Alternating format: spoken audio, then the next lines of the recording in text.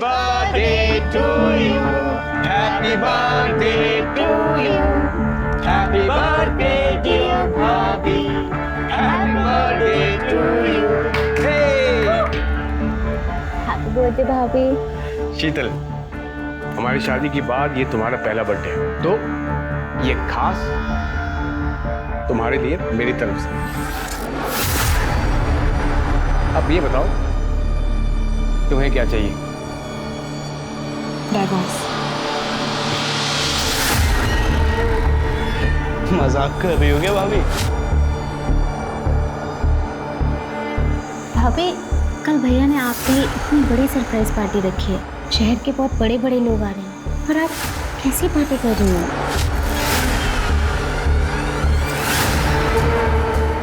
मुझे डाइवोर्स चाहिए, मतलब चाहिए। और अगर ऐसा नहीं हुआ तो आप सब जानते हैं कि मैं क्या कर सकती हूँ।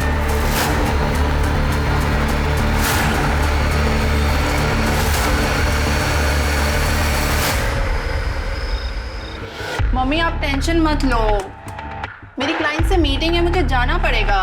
और पापा की तरह कोई गवर्नमेंट जॉब तो है नहीं कि 9 से 6 की नौकरी करो और फिर आराम। अरे बेटा, रात के 8 बजे हैं, मीटिंग तो कल भी हो सकती है ना। मम्मी आप समझते नहीं हो, सक्सेसफुल होने के लिए ना थोड़ी एक्स्ट्रा मेहनत करनी पड़ती है। अच्छा अब मैं जा रही हूँ, मैं आपको ना आने के बाद कॉल करती हूँ। बाय। ठीक है बेटा, अपना ध्यान रखना। हाँ,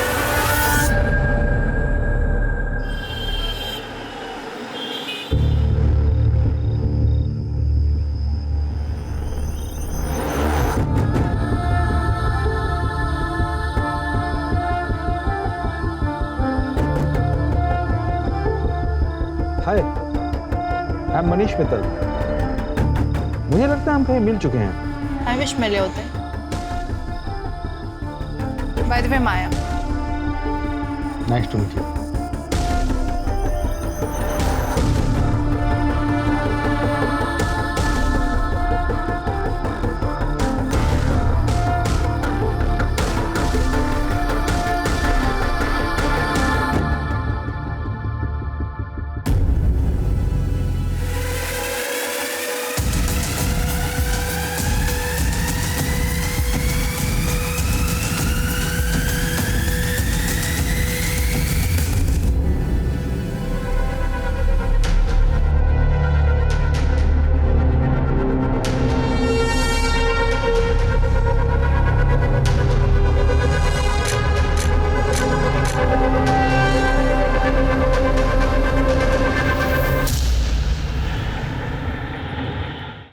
शीतल जी, मैंने आपकी केस हिस्ट्री और एविडेंस देख लिए हैं, but sorry to say it's not very strong. अब देखना है कि इस बेस पर हम आपकी तरफ से उनके खिलाफ कितना स्ट्रॉन्ग केस बना सकते हैं।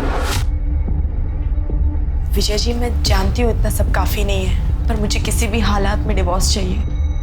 मैं बस उस कैद से छुटकारा चाहती हूँ, प्लीज़। ओके, कुछ करते हैं।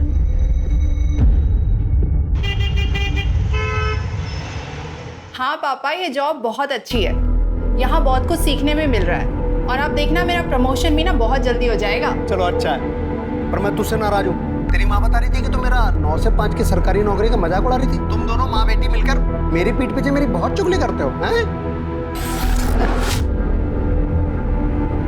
मैं आप दोनों को बहुत मिस कर रही हूँ। अच्छा मम्मी, वो मैंने पैसे भिजवाए थे, आपने चेक किए ना? हाँ, मिल गए। बस इसी तरह तरक्की करती रहे और तेरा काम अच्छे से चलता रहे। जैसी टाइम मिले मिलने आ जाना। हाँ, बहुत जल्दी आऊंगी। अच्छा मम्मी, एक इम्पोर्टेंट कॉल आ रहा है, मैं आप लोगों से बाद में बात करती हूँ। Bye, love you.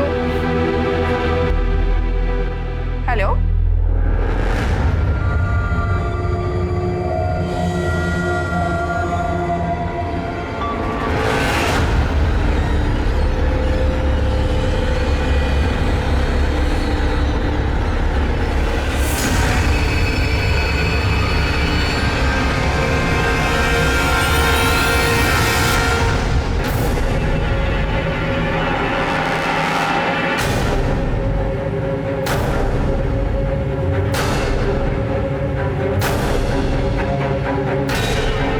रघु,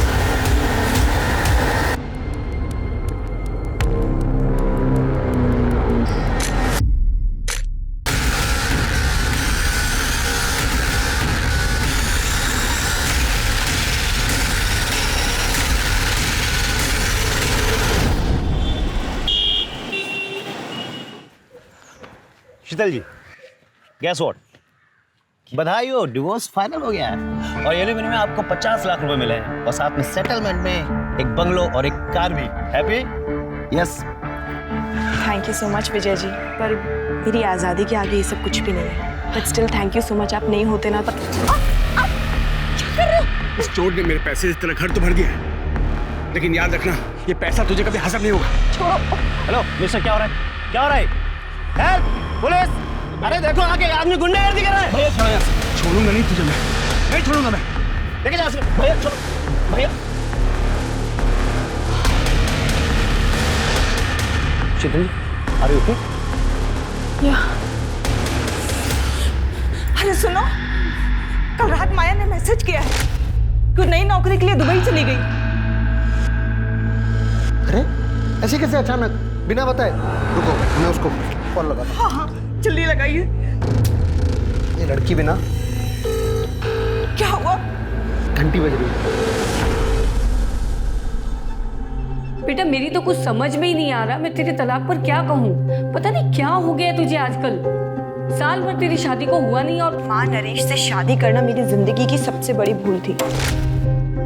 अब मैंने वो भूल सुधार ली। अब क्या करूंगी?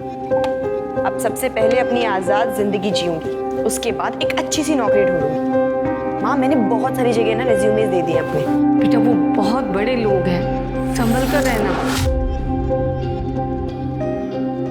माँ, तुम बेकार में चिंता कर रही हो, कुछ नहीं होगा मुझे। अब देखना, अब मेरी लाइफ बिल्कुल सेट है। हाँ माँ, मैं कोशिश करूंगी जल्द से जल्द टिकट्स मिल जाए। तुम बस अपना सारा का सारा सामान पैक रखो। Okay bye.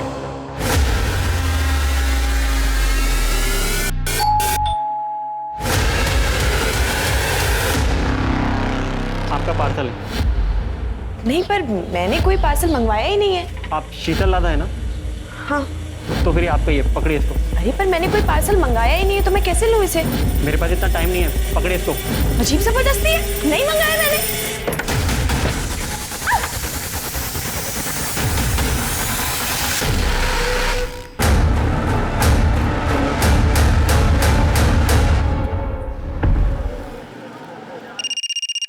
हेलो,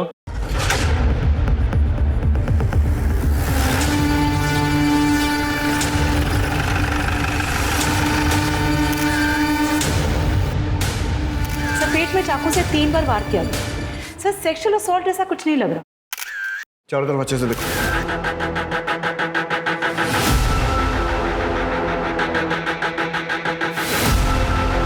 ऐसा करो, घर के कोने कोने में, दरवाजे पर, डोरबेल पर, सब जगह से फिंगरप्रिंट लो और आस पड़ोस में पूछताछ करो। देखो पड़ोसियों ने किसी को आते जाते देखा है क्या। सर।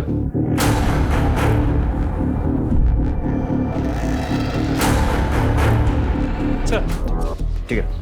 सर, यहाँ पड़ोस में एक औरत ने बताया कि मर्डर का पता चले कि कुछ टाइम पहले उसने एक कुरियर वाले को यहाँ आते हुए देखा। शक्ल देखी उसने? नहीं सर, उस कुरियर वाले ने मुंह पे रुमाल बांधा, सर पे कैप, इसलिए शक्ल नहीं देखी।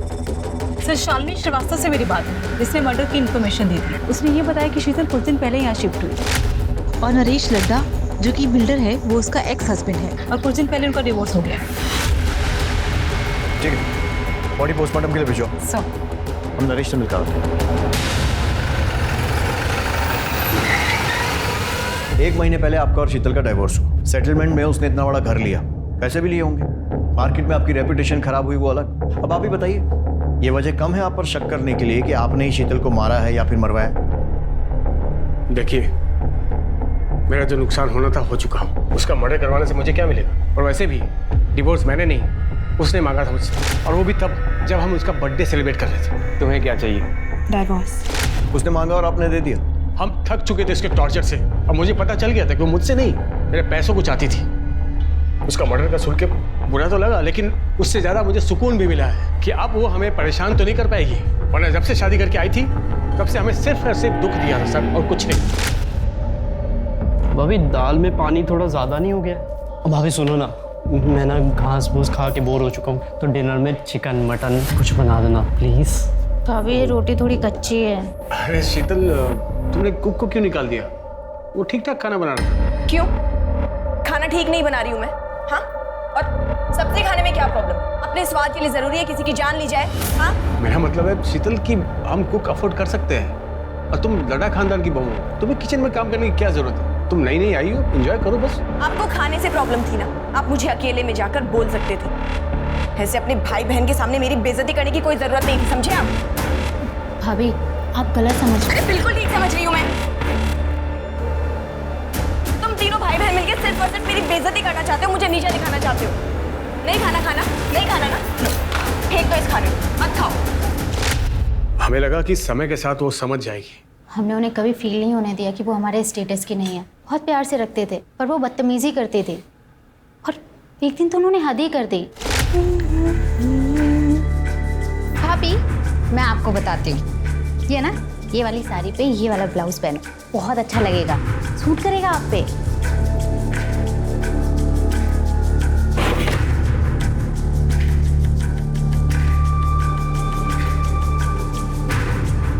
भाभी क्या कर रही हो आप? काट क्यों रही हो?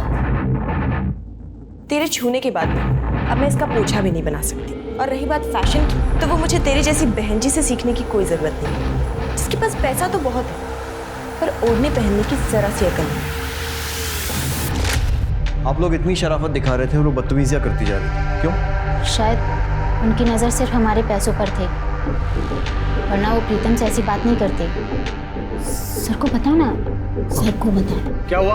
भैया वो कुछ महीने पहले की बात है, भैया काम से बाहर गए हुए थे और शीतल भाभी मेरे रूम में आई। जी भाभी, क्या काम है बताइए?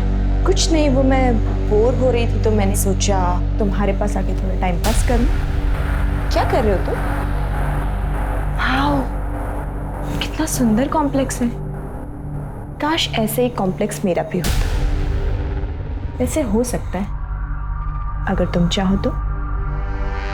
हाँ भाभी, मैं भैया से बात करूँगा। नहीं, भैया को बीच में लाने वाली कौन सी बात है? अगर ये हम दोनों के बीच में हो सकता है तो। उनसे उस दिन बड़ी मुश्किल से मैंने पीछा छुड़ाया। भैया को बताने से डर लगा, इसलिए मैंने दीपा से शेयर किया। वो ये सब चाल चला करती थी।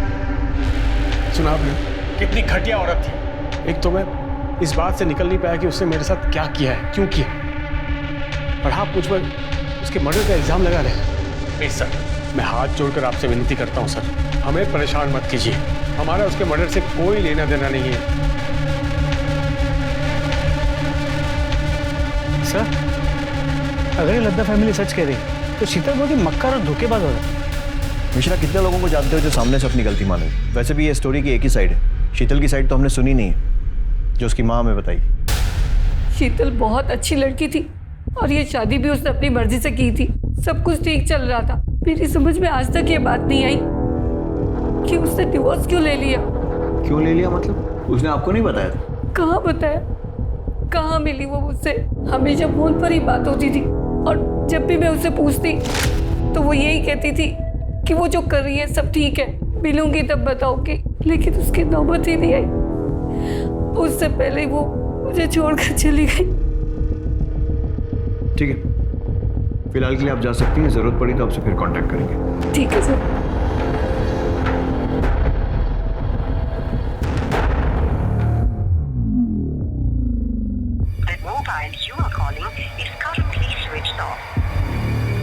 क्या हुआ?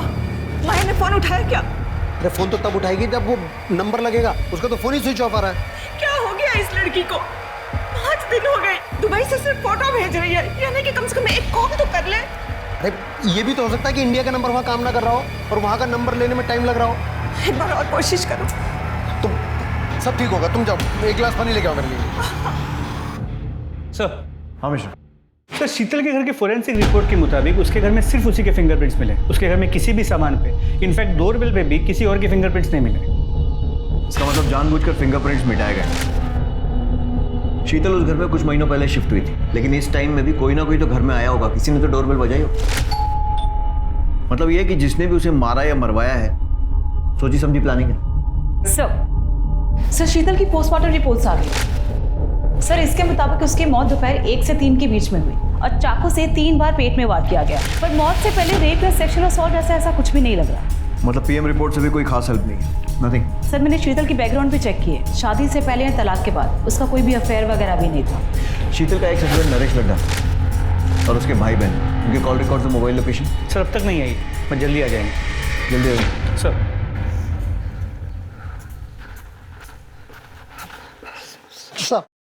साहब हमारा नाम वीरेंद्र शर्मा है, हमारी पत्नी उर्मिला शर्मा सर। सर हम मेरठ से आए सर। सर हमारी बेटी माया शर्मा यहाँ दिल्ली में इस एरिया में रहती है सर। वो पिछले 1 हफ्ते से मिसिंग है सर, और अब तो फोन भी उसका ऑफ आ रहा है सर। घबराइए मत। सिंह सर, इनकी कंप्लेंट लिखो, लड़की की पूरी डिटेल्स लो और ऐसा ही राना से बोलना जैसे आए तो फॉलो अप करें। Okay sir. बेटी को ढूंढ दीजिए। आप फिक्र मत कीजिए, आप अपनी कंप्लेंट लिखवाइए, हम जल्द से जल्द उसे ढूंढने की कोशिश करें। सर ये नरेश और उसके भाई बहन तीनों बहुत कमीने हैं, और मैं बात दावे से कह सकता हूँ कि शीतल के मर्डर में इन्हीं तीनों का हाथ है। क्योंकि सर जिस दिन हम लोग केस जीते थे और नरेश को शीतल को घर गाड़ी बंगला सब देना पड़ा था, उस दिन नरेश ने शीतल को मेरे सामने ही धमकी दी। ये पैसा तुझे कभी हजम नहीं होगा, छोड़ूंगा नहीं तुझे, मैं नहीं छोड़ूंगा मैं। लेकिन नरेश का तो कहना है कि डिवोर्स उसने नहीं बल्कि शीतल ने मांगा था।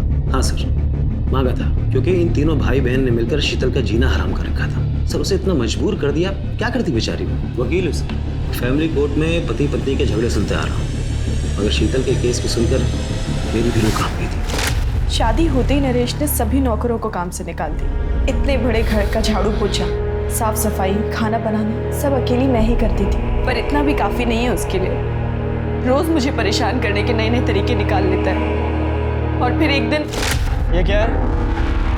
दाल है या पानी है?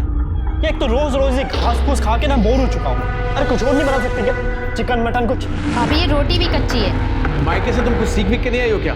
माँ ने कुछ सिखाया ना तुम्हें? क्यों मैं खाना ठीक नहीं बना रही हूँ क्या? ये बनाया तुमने खाना? हाँ? और सब्जी खाने में क्या प्रॉब्लम है? जरूरी है अपने स्वाद के लिए किसी की जान ली जाए? आपको मेरे हाथ का खाना अच्छा नहीं लग रहा था तो आप मुझे अकेले में बोल देते।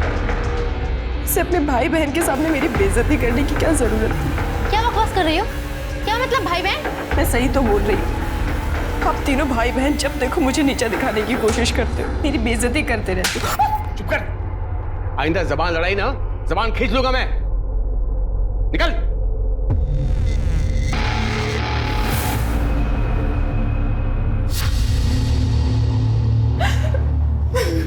अरे अरे भाभी आप रो क्यों रही हो?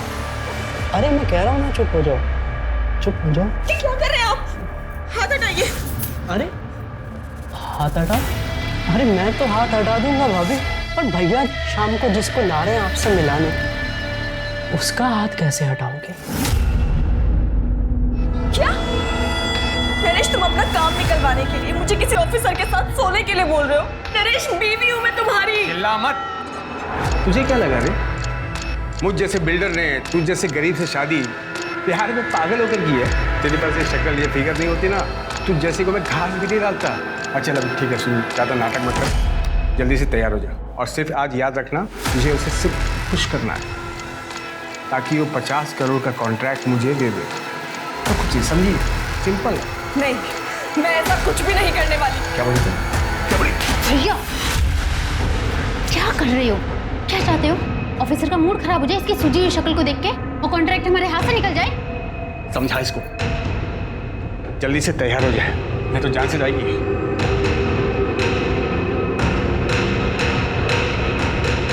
भाभी आप तैयार हो जाओ please.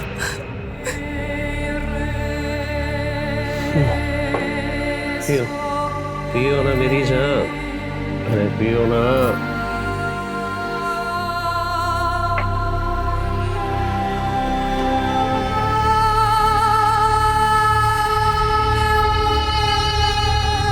Yes, I hope you enjoyed the evening. अरे तू तो मेरी सोने की मुर्गी निकली।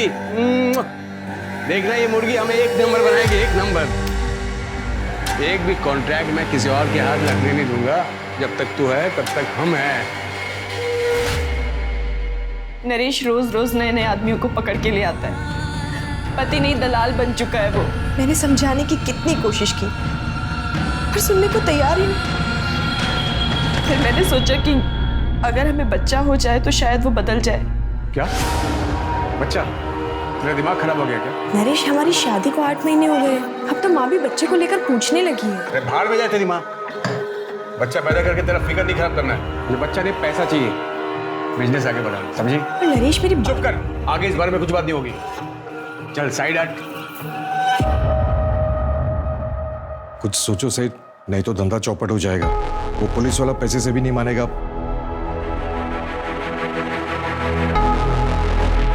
ठीक है, मैं कुछ करता हूँ। सुन, एक पुलिस वाले ने नाक पे दम कर रखा है, तुझे उसे खुश करना होगा। मैं ये सब और नहीं करूंगी, और अगर तुमने मेरे साथ जबरदस्ती करने की कोशिश की तो मैं पुलिस के पास चली जाऊंगी। क्या बोली?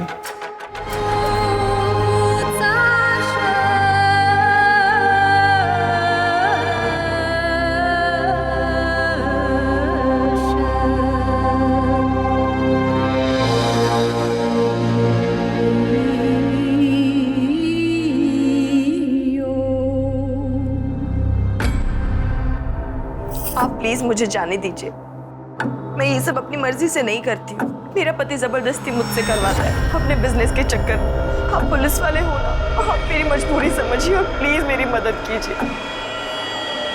अरे ड्यूटी पे भी जाना है, चल बिस्तर पे चल। नरेश साला कमीना है, लड़की का पैसा बचा लिया। चल।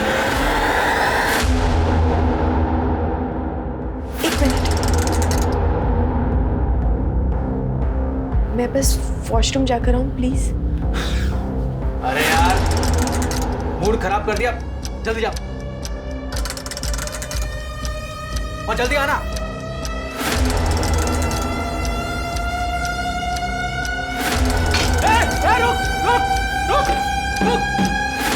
शीतल ने उस पुलिस वाले के साथ की बातचीत की रिकॉर्डिंग कर ली थी और घर जाकर के नरेश को सुना दिया, जिसमें पुलिस वाला खुद मान रहा था कि नरेश शीतल को मजबूर करता था दूसरों के साथ सोने के लिए।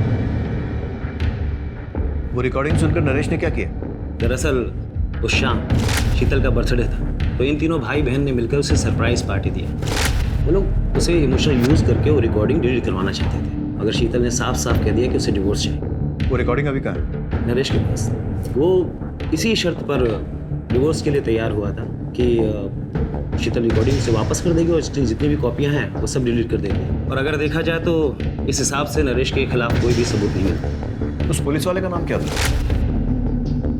सर वो आप जानते हैं कि मैं बता नहीं सकता, लेकिन शीतल के लिए दुख होता है। कितनी मुश्किल से उसे वो सब चीज़ें मिली थी जिसकी वो हकदार थी। सर उसके कातिल को प्लीज़ छोड़िए। तो लट्टा फैमिली का बैकग्राउंड चेक किया, पता चला काफ़ी टेढ़े लोग, कंस्ट्रक्शन बिजनेस में है तो काफ़ी ऊपर तक कॉन्टैक्ट्स, कॉल रिकॉर्ड्स में गुंडे, हिस्ट्री शीटर्स, इन सब के नंबर्स, और इनके खिलाफ धोखाधड़ी की केसेस भी रजिस्टर्ड। मोबाइल लोकेशन चेक की? जी सर, लेकिन 10 तारीख को इनमें से किसी की भी मोबाइल की लोकेशन शीतल के घर के आसपास की नहीं। मिश्रा, ये लड्डा नामी बिल्डर है, तो पॉसिबल है कि ये काम इसने किया नहीं, करवाया हो। इसके लिए इसमें जितने भी गुंडे और हिस्ट्री शीटर है ना, उनको राउंड अप कर दो, वो बताएंगे कुछ। इंस्पेक्टर, अब प्लीज उस घटिया औरत के लिए हमें परेशान मत कीजिए। उसे हमने नहीं, उसी के किसी यार ने मारा होगा जिसके लिए उसने मुझसे डिवोर्स लिया था। वो एक नंबर की झूठी, मक्कार और कैरेक्टरलेस औरत थी। वैसे हमारी इंक्वायरी में आपका कैरेक्टर भी कुछ ऐसे ही आ रहा है, और अगर वो इतनी बुरी थी तो फिर घर, गाड़ी, पैसा ये सब देकर सेटलमेंट क्यों करना पड़ा? कोर्ट में प्रूव क्यों नहीं कर पाए? एक्चुअली वो मुझे ब्लैकमेल कर रही थी, एक ऐसी चीज़ को लेकर जिसे मैं कभी बाहर नहीं आने दे सकता था। और वो चीज़ उस पुलिस वाले की रिकॉर्डिंग थी जिसके साथ सोने के लिए आपने उसे भेजा था। किस रिकॉर्डिंग की बात कर रहे हैं आप? मैं तो ये फोटो की बात कर रहा हूँ। पता नहीं ये फोटो शीतल के पास कैसे आई और उसने अपने वकील को दे दिया। कहाँ से आई मतलब? आपका कहने का मतलब है कि ये फोटो फेक है? Did I say that? No, did I say that? Fake है। हाँ, ये सच है कि मैं इस लड़की के साथ सोया था, लेकिन ये फोटो किसने कब खींची और शीतल के पास कैसे आई मुझे नहीं पता। कौन है ये लड़की? I don't know. मैं एक कॉन्फ्रेंस मीटिंग में गया था, उसके बाद वो लड़की मुझे मिली और वहीं थोड़ी बहुत कुछ बातचीत हुई। उसके बाद उसने मुझे रूम में इन्वाइट किया।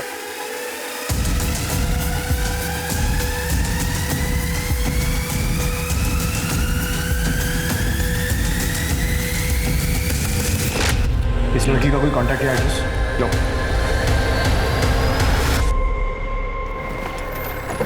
नरेश की बात उससे एक अलग ही एंगल है। मतलब शीतल का वकील उसे जितना शरीफ बताने की कोशिश कर रहा है, शायद वो ऐसी है नहीं। मिश्रा बात करो, फोटो में वो लड़की कौन है?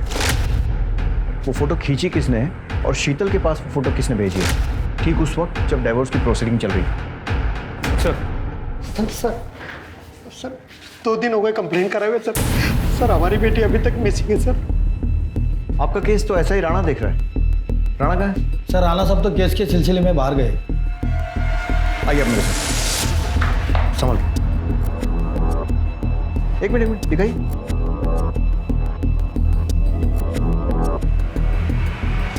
ये कौन है? यही तो है हमारी बेटी माया शर्मा।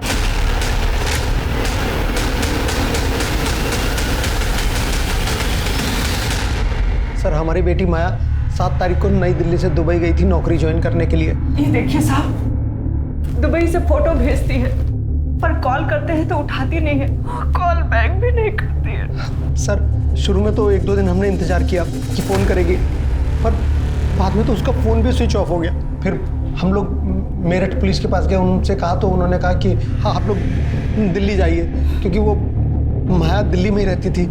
माया दिल्ली में क्या कर रही थी? सर मार्केटिंग में नौकरी करती थी सर, सब कुछ अच्छा खासा चल रहा था। उसने रहने के लिए घर ले लिया था और खर्चे के लिए हमें पैसे भेजती थी। मम्मी वो मैंने पैसे भिजवाए थे, आपने चेक किए ना? फिर अचानक 7 तारीख को उसका SMS आया कि उसने नौकरी छोड़ दी है, उसको दुबई में नई नौकरी मिली और इसलिए वो वहाँ जा रही है। जाने से पहले हमसे मिलकर भी नहीं गई। यहाँ पर किस कंपनी में जॉब करती थी? सर ये तो कभी मैंने उससे नहीं पूछा। ठीक है, अभी आप जा सकते हैं। मिश्रा, माया के पिछले 2 महीने के कॉल रिकॉर्ड्स, मोबाइल लोकेशन और जितनी भी जानकारी मिल सकती है निकालो। उसका social media account, email ID सब कुछ ढूंढो और अच्छे से छानबीन करो। सर नरेश के कॉल रिकॉर्ड में जिन गुंडों के नंबर थे उन्हें लेकर आए। साहब हम गुंडे नहीं, मजदूर लोग हैं साहब, छोटा मोटा काम कर लेते पेट पालने के लिए साहब। और नरेश लड्डा के हिस्से की मार खाना भी तुम्हारे छोटे मोटे काम में आता है? देख सोच कर जवाब देना। ये भी मजबूर है। जब इसके हाथ में खुजली होती है ना तो 2-4 की हड्डियां तोड़ने के बाद ही ठीक होती है। सोच लो। साहब हम लोग नरेश सेठ के लिए काम करते हैं। क्या काम? डराना धमकाना, घर खाली करवाने जैसे काम सब। बस इतना ही? सोच के बताना। साहब वो अपने लिए हमसे लड़की मंगवाता है साहब। उसको भी लेकर आए थे? नहीं साहब, हमने तो इसे कभी देखा भी नहीं। शीतल लड्डा अच्छी है, पसंद है? अच्छी लगी साहब। नहीं साहब, मेरा मतलब सेठ की बीवी है। क्यों मारा उसे? सेठ के कहने पर? नहीं साहब, हमने नहीं मारा। साहब हम लोग क्यों मारेंगे उसको साहब? तुमने नहीं मारा तो किसने मारा? अब हमें क्या पता किसने मारा साहब, हमारा तो उससे कोई वास्ता भी नहीं। वास्ता भी निकलेगा। मिश्रा मिटा ले खुजली, तब तक तोड़ना जब तक सच नहीं बोला।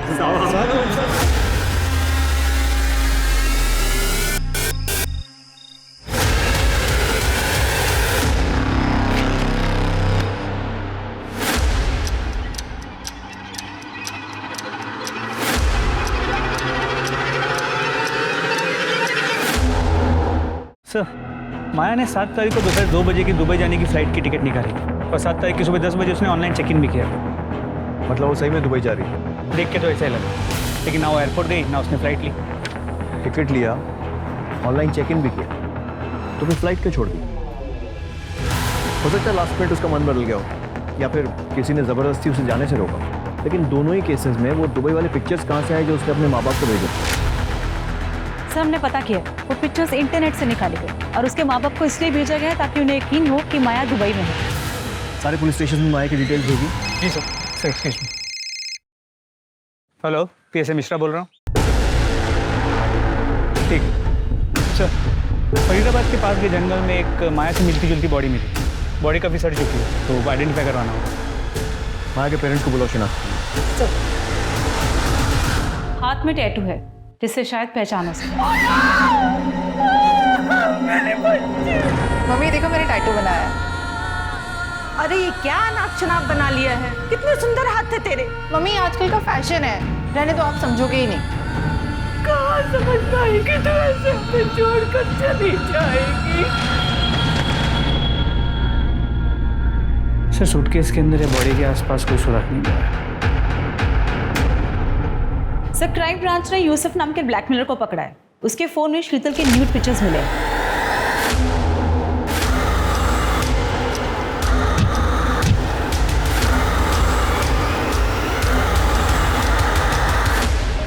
सर ये फोटो मुझे प्रतिम ने सेंड किया था सर। प्रतिम लड्डा? जी सर।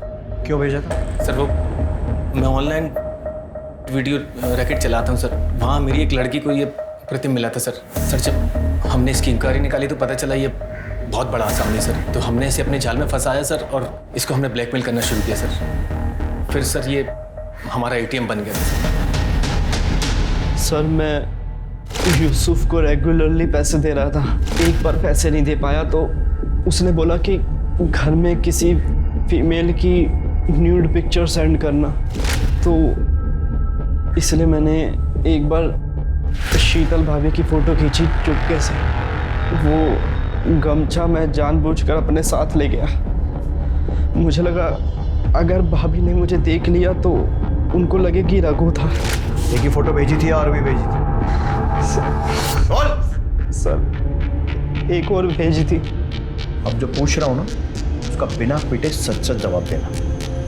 नरेश अपने बिजनेस के लिए और कॉन्ट्रैक्ट के लिए शीतल को दूसरे मर्दों के साथ सोने के लिए मजबूर करता था? शीतल भाभी अच्छी बहू थी, पर नरेश भाई ने कभी उनकी कदर नहीं करी। अपने फायदे के लिए उन्हें कितने लोगों के साथ सोने के लिए मजबूर करते थे। हमें पता था सर ये गलत है, पर उनकी हाँ में हाँ मिलानी पड़ती थी क्योंकि हम उन पे फाइनेंशियली डिपेंडेंट थे। पिछला शीतल जैसी सीधी सादी लड़की बेचारी इस नरेश लड्डा जैसे घटिया आदमी के चंगुल में फंस गई और वो कमीना भी खुला घूम रहा है। उसके ऊपर प्रोस्टिट्यूशन का केस बनाओ। इस नरेश लड्डा को इसके किए की सजा मिलनी चाहिए। जी सर। शीतल की केस में तो हम आगे बढ़ रहे हैं, प्रोग्रेस भी हो रही है, लेकिन माया के केस में ना तो कोई ढंग का सस्पेक्ट मिल रहा है और ना ही कोई मोटिव मिल रहा है। सर क्या ये हो सकता है कि ये दोनों केसेस कनेक्टेड हो सकता है।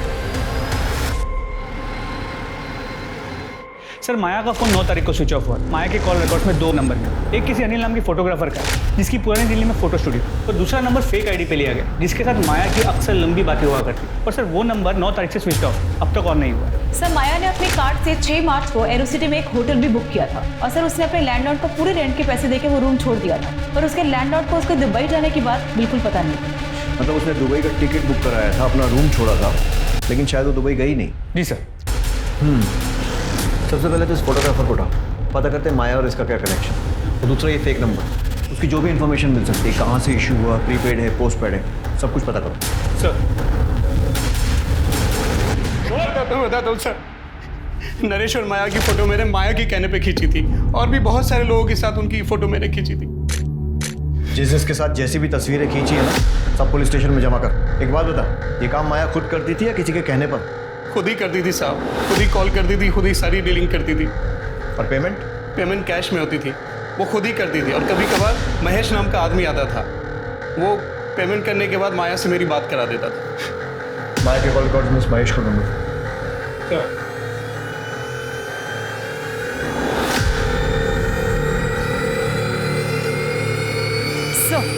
महेश का पता चल गया। उठा लो साहब मैं सच बोल रहा हूँ। माया मैडम जो बोलती है मैं वो करता हूँ। वो अक्सर लोगों को लिफाफे पैकेट देने के लिए बोलती थी। मुझे लगा कि अनिल भी इनका आदमी होगा। अब वो कौन है, क्यों है, क्या है, मैं ये सब उनसे नहीं पूछ सकता ना। तू तो कुत्ते जैसा वफादार आदमी है ना। देख, माया का मर्डर हो गया, अभी अगर मुंह नहीं खोलेगा ना तो लंबा अंदर जाएगा। तेरे फोन रिकॉर्ड्स, कॉल लोकेशन सब निकाल लिए हमने, जिससे क्लियर है कि 6 तारीख को तू माया के होटल गया था और बाद में भी होटल के आसपास ही था, और अगले दिन होटल से एयरपोर्ट की तरफ भी गया था जब माया दुबई जाने के लिए एयरपोर्ट निकली थी। साहब मुझे क्यों फंसा रहे हो? मैं तो जो साहब बोलते थे वो करता था। तो मैं भी तो वही पूछ रहा हूँ ना, क्या किया तूने? 6 मार्च की शाम को माया मैडम को होटल पर ड्रॉप किया था। जब माया को ड्रॉप किया था वो अकेली थी? हाँ सर। उसके साथ कोई सामान वगैरह था? नहीं साहब, खाली हाथ में पर्स था बस। फिर मैंने शाम को साहब को होटल ड्रॉप किया और गाड़ी वहीं छोड़ के अपने एक दोस्त के पास रहने चला गया।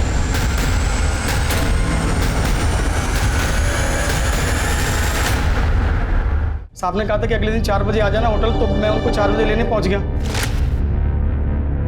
सर मैडम नहीं आ रही? अरे हाँ महेश, तुझे बताना भूल गया था, वो तो 2 बजे की फ्लाइट से दुबई चली गई। चल देख क्या रहा, चल ना। Yes, लेट हो रहा।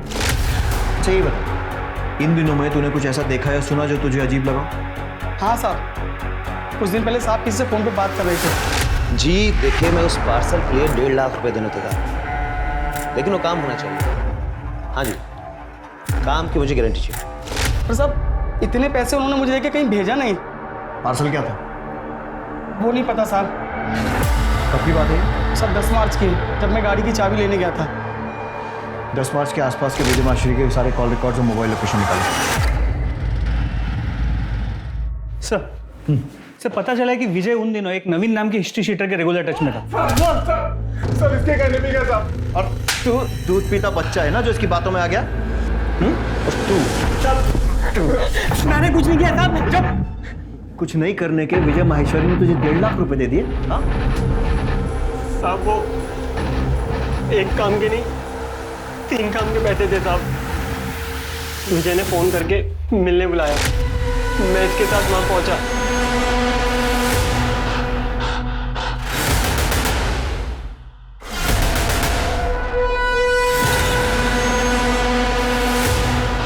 मर गई क्या? एक की दवा देकर बेहोश किया, मारने का काम कर।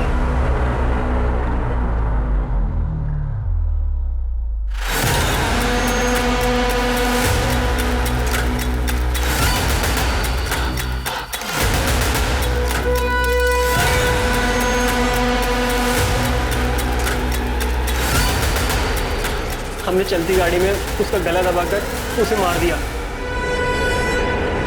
और थोड़े आगे जाकर सूटकेस को जंगल में फेंक दिया।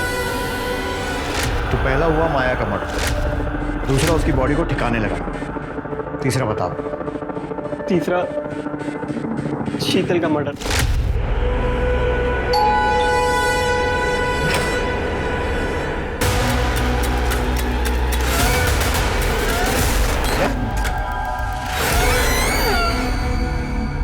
तो कैसी लगी मेरी प्लानिंग? मोटिव समझ नहीं है, क्यों किया? माया से पीछे छुड़ाने के लिए। दरअसल क्या होता है कि जो ये डिवोर्स केस होता है ना, इसमें हम लोग क्लाइंट को ज़्यादा एलिमनी दिलाने के लिए उन्हें नंबर 2 के तरीके से करते हैं, उन्हें कन्विंस करते हैं। उसके बाद इन सब नंबर 2 के तरीकों से ही तो पैसे मिलते हैं ज़्यादा, वरना आप भी जानते हैं कि डिवोर्स के केस में कहाँ इतने पैसे मिलते। और माया वो अपनी मर्जी से ये काम करती है? अरे नहीं साहब, इतनी आसानी से कौन तैयार होता है। बोला मैंने कि ये सब करने में परेशानी क्या है, किसी के साथ सोना थोड़ी है। उसको ब्रेन वॉश किया, समझाया उसको, तब जाके मानी। और हाँ, शादी यहाँ से भी। लेकिन उसके बाद एकदम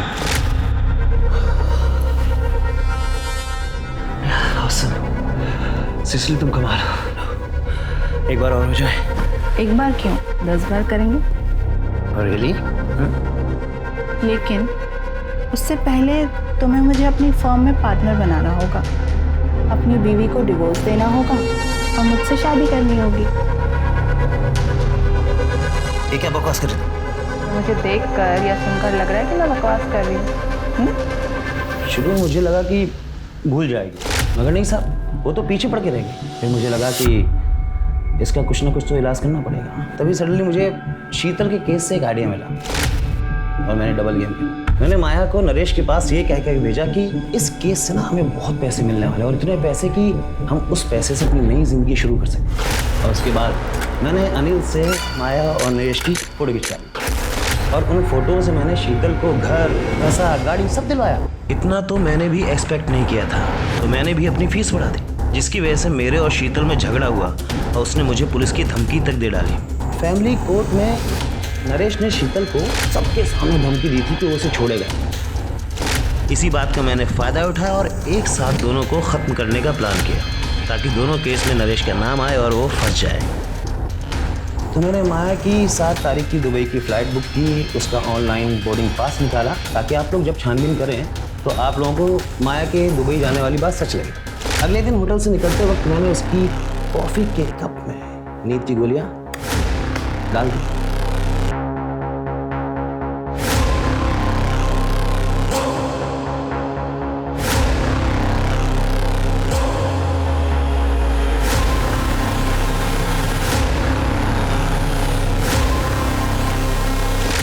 माया का फ़ोन अपने पास ही रख लिया था। एक रात पहले ही उसके घर वालों को मैंने मैसेज कर दिया कि मैं दुबई जा रही हूँ नौकरी के सिलसिले में, और 2 दिन तक दुबई की फ़ोटो भेजता रहा। उसके 2 दिन बाद मैंने उसके फ़ोन को तोड़ के फेंक दिया। माया और शीतल के मर्डर केस में चार्जशीट फाइल कर दी, और ध्यान रहे कि फांसी नहीं तो कम से कम उम्र कैद तो होनी चाहिए। इंस्पेक्टर, आप भूल रहे हैं कि मैं एक वकील हूँ और कोई ना कोई दंड फंद लगा करके बाहर निकल जाऊँ।